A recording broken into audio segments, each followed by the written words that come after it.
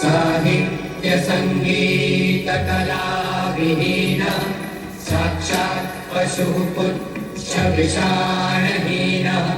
दूरं न खादन् न विजीवमानस् तत्पाददेयं परमं पशूनाम्। ॐ सर्वे भवन्तु सुखिनः सर्वे सन्तु निरामयाः सर्वे